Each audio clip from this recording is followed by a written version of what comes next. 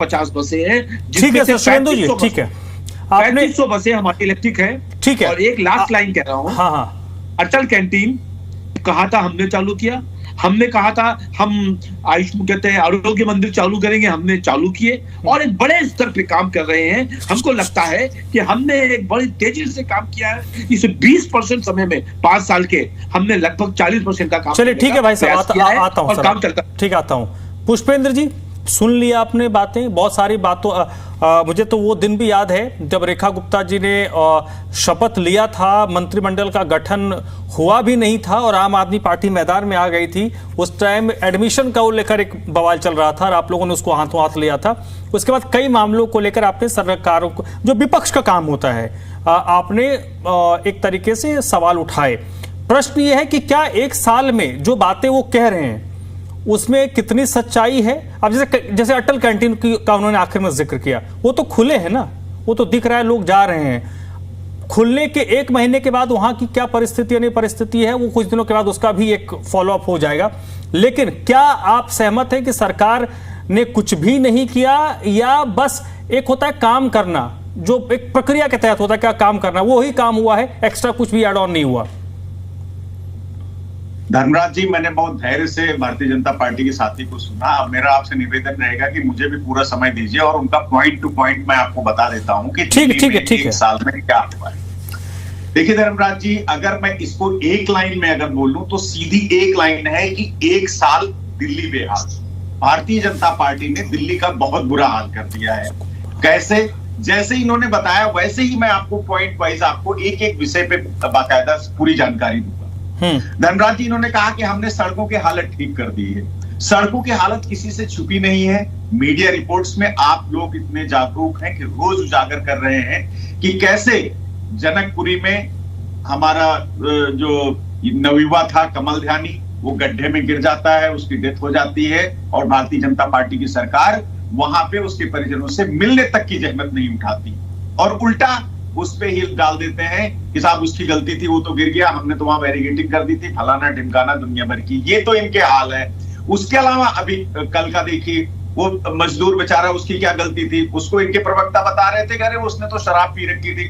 अरे भाई, मजदूर है, वो सड़क पे चल रहा है और उसमें गिर के उसकी डेथ हो जाती है, तो आप सांत्वना की बजाय जो शिकार हो रहे हैं आप उन्हीं पे आरोप लगा रहे हैं। वो तो अपनी गलती से गिर गया, आपकी कोई जिम्मेदारी नहीं बनती है। जो बोर्ड काम कर रहा है, जो डिपार्टमेंट काम कर रहा है, वो बैरिकेड नहीं करेगा, वो लोगों को कोई संदेश नहीं लगाएगा, वहां पे कोई साइन बोर्ड नहीं लगाएगा कि भाई यहाँ से ये काम चल रहा है, इससे आप जो है सुरक्षित होकर के चलिए।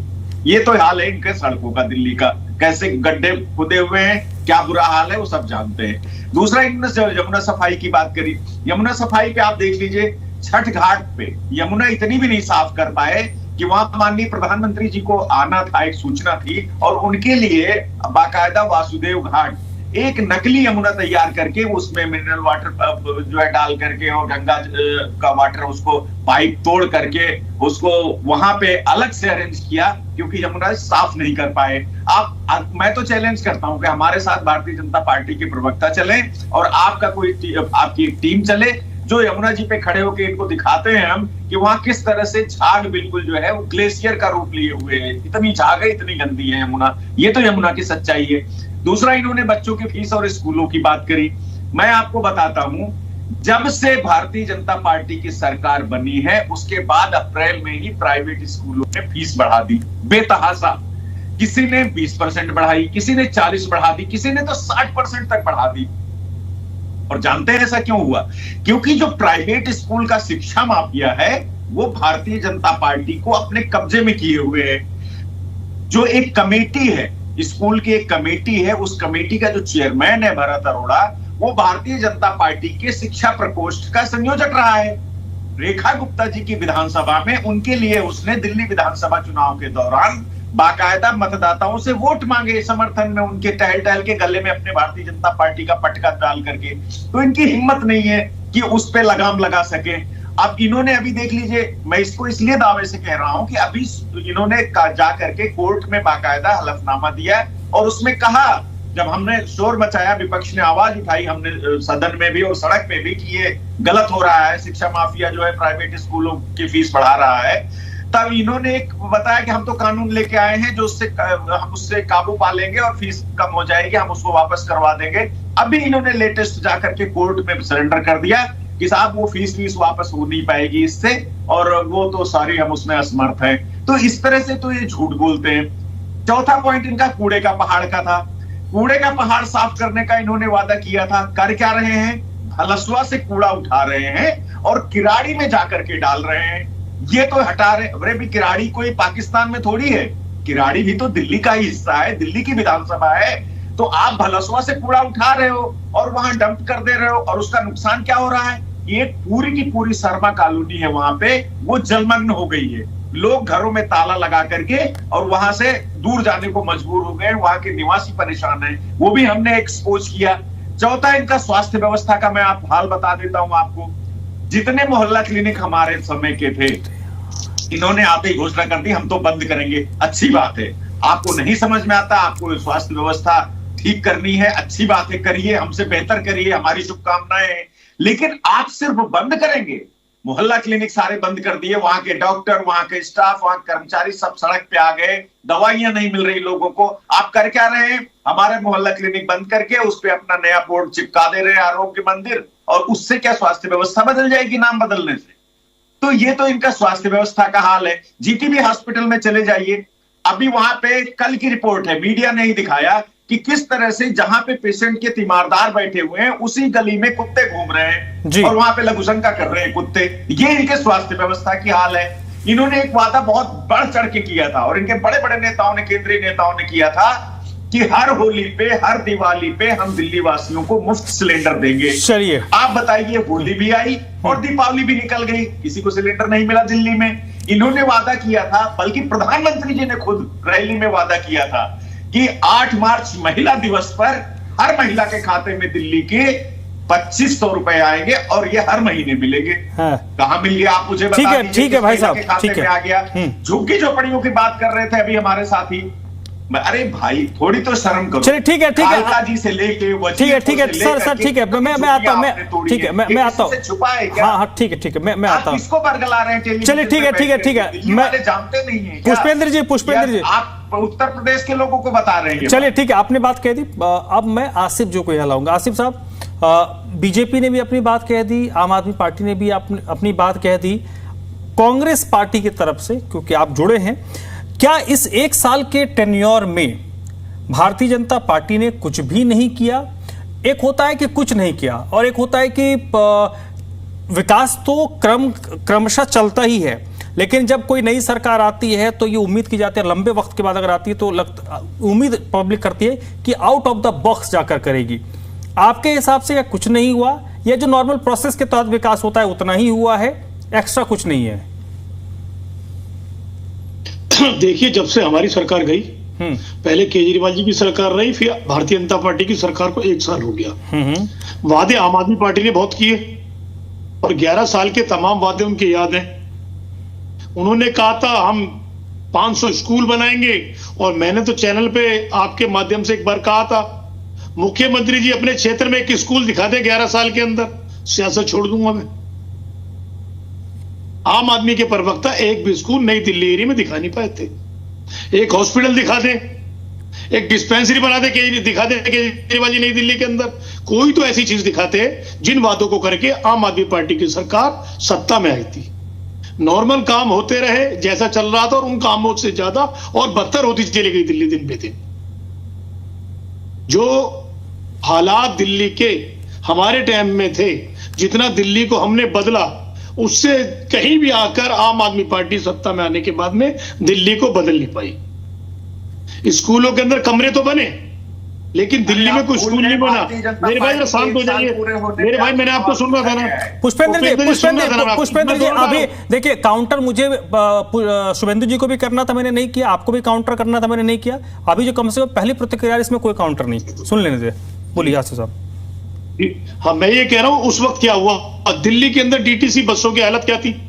जब हम सत्ता से गए तो 9000 बसें थी, जब केजरीवाल जी ने सत्ता छोड़ी तो बस में बची दिल्ली के अंदर 4500। तो बसें कहां चली गई? क्यों दिन पे दिन दिल्ली के अंदर बसें कम होती चली गई? और क्यों जो इन्होंने वादा किया था, सबसे बड़ा वादा इनका एक था जो इनका चुनाव चिन्ह था वो झाड़ू का निशान था। और झाड़ू के कर्मचारियों को, हमारे भाइयों को इन्होंने कहा था पहली कैबिनेट के अंदर उन्हें हम परमानेंट कर देंगे। कितने लोग इन्होंने अपने सफाई कर्मचारी हमारे परमानेंट किए? कोई नहीं किया। जिन लोगों के पिता या माता जी एक्सपायर हुए उनकी जगह बच्चे लगे, इन्होंने किसी भी चुनाव चिन्ह के अंदर जो इनका चुनाव उसको भी धोखा दिया। अब हम बात करते हैं भारतीय जनता पार्टी के 1 साल के वादे की।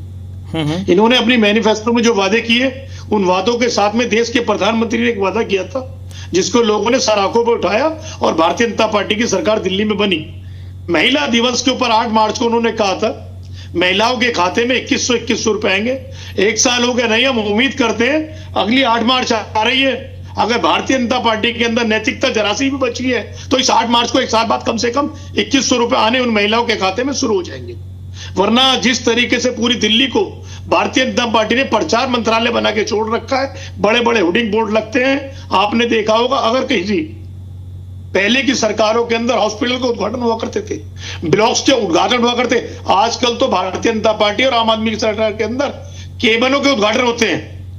अभी सीटी स्कैन मशीन का उद्घाटन करने गई थी मुख्यमंत्री हमारी। अब पिछली सरकार जो हमारी सरकार थी, हमारी मुख्यमंत्री और लोग मिलकर हॉस्पिटल का उद्घाटन करा करते थे, स्कूलों का करा करते थे। आज काम करने के लिए सरकार पे कुछ है ही नहीं। सीटी स्कैन मशीन खराब होती है, 5 साल बाद अखबारों ने छापा जब आम आदमी की सरकार थी, सीटी MRI मशीन जी पंत हॉस्पिटल के जब आई थी, 5 साल हो गए थे पूरे। इसका जवाब स्वास्थ्य मंत्री सदन के अंदर सिसोदिया ने दिया था कि नहीं ये मशीन अभी नहीं आई, अब आएगी। 5 साल इनको मशीन लाने में लगे। तो जो ऑल ओवर काम है, पॉल्यूशन के ऊपर बड़ी बात करते हैं भारतीय जनता पार्टी के लोग। क्या काम हुआ आपको मालूम है?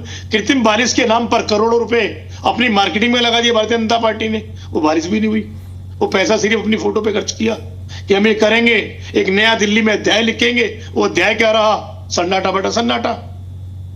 हॉस्पिटलों के हालात आपसे छुपे नहीं है। सरकारी अस्पतालों के अंदर प्रधानमंत्री आयुष निधि के तहत तो दवाइयां मिल रही हैं और अस्पतालों के अंदर दवाइयां खत्म हो गई हैं।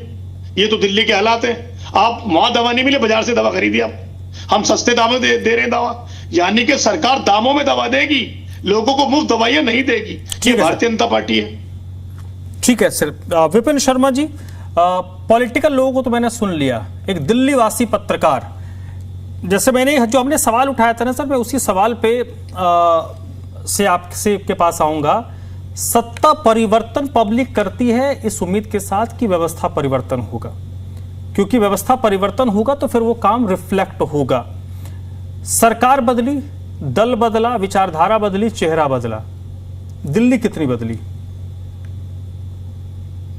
रमराज जी, मैंने पहले इस बात का जिक्र करा है कि एक दौर था, ये आसिफ भाई को मैं अभी सुन रहा था, और मैं आग्रह करूंगा तीनों प्रवक्ताओं को कि बड़े ध्यानपूर्वक ये बातें सुने, क्योंकि पत्रकार के साथ एक दिल्ली का नागरिक भी हूं और दिल्ली की राजनीति, दिल्ली के मुद्दों को बड़े बारीकी से मैंने समझा है, इसका आकलन करा है, नेताओं से मिला हूं, सारे राजनीतिक दलों के नेताओं से मैं मिला हूं। तो ये देखिए, एक बात है, एक दौर था 1998 से लेकर 2013 कि जब शीला दीक्षित मुख्यमंत्री थी, विधानसभा आपको जाए तो आपको जो नजारा देखने को मिलता था, कांग्रेस के विधायक बैठे दिखाई देते थे। कुछ कार्य हुए, इसमें नहीं कोई दो राय कि जो विकास के कार्य उस दौरान हुए थे उसका श्रेय शीला दीक्षित की सरकार को जाता है।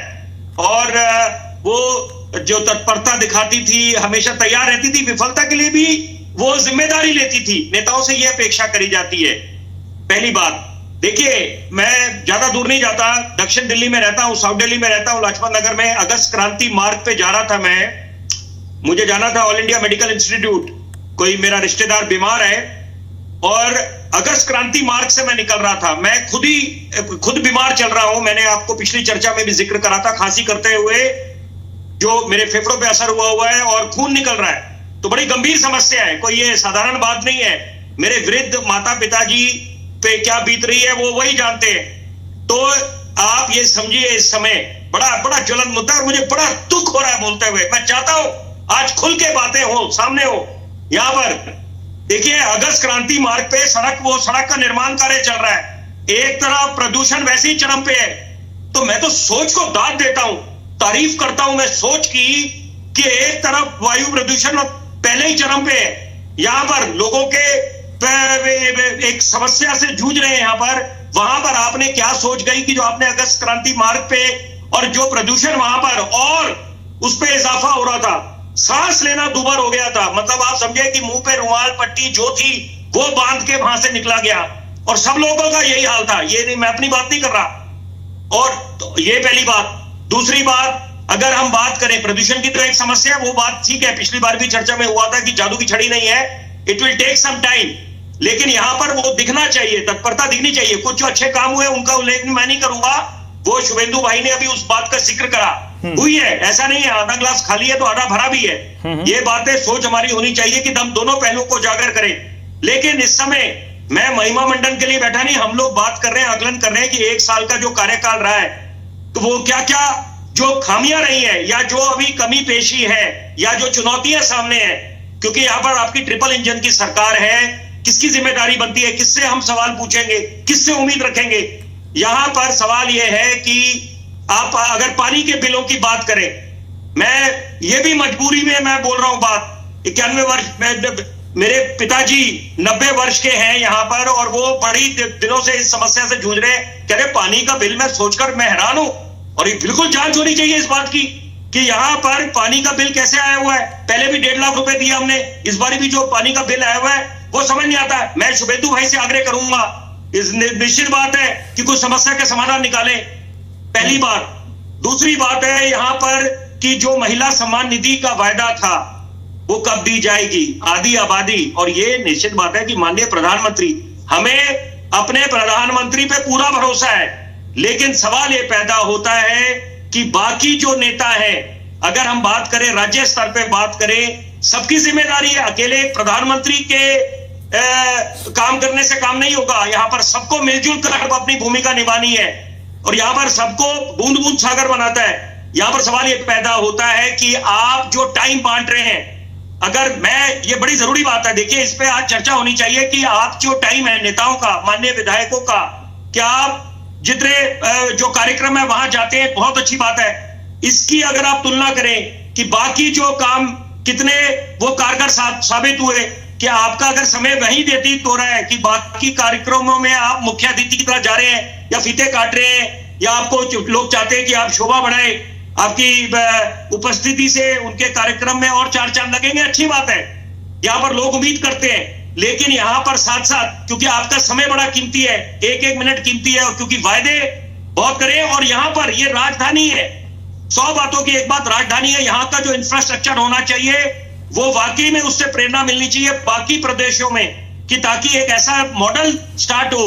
तो यहाँ पर उम्मीदें हैं कि आप यहाँ पर मेडिकल टूरिज्म डेस्टिनेशन तो दूर की बात, पहले स्वास्थ्य की व्यवस्था आपने रेन बसेरे करे, अच्छी बात है, मैं उसकी प्रशंसा करूंगा। लेकिन मैं ये जरूर आग्रह करूंगा कि यहाँ पर आप अस्पतालों में जाएं, अगर मिसाल के तौर पे एम्स में नीचे आप सबवे पे जाते हैं अंडरग्राउंड, वहां पर देखें आप जो मरीजों का हाल, जो उनके जो परिजन है वहां पर जब रह रहे हैं, तो वो कुछ व्यवस्था होनी चाहिए। आपने कंबल दिए, अच्छी बात है, कुछ और व्यवस्था होनी चाहिए। चाचा नेहरू अस्पताल में किसी को मिलने गया, वहां पर देखा कि जो परिजन थे वो बाहर ठंड में रह रहे हैं, तो इसका मतलब है अभी सोच ये होनी चाहिए कि आप बिल्कुल युद्ध स्तर पे उतर जाए मैदान में। चलिए सर, आप मतलब आप ये कह रहे हैं आपको खरा उतरना चाहिए। चलिए ठीक है, मतलब मसला ये है कि चुनौतियां बहुत हैं, और उन चुनौतियों को पार करने के लिए जो कमिटमेंट है उसमें कई गुना भी मल्टीपल उसको मल्टीप्लाई करना पड़ेगा। मैं एक बात बस जोड़ूंगा,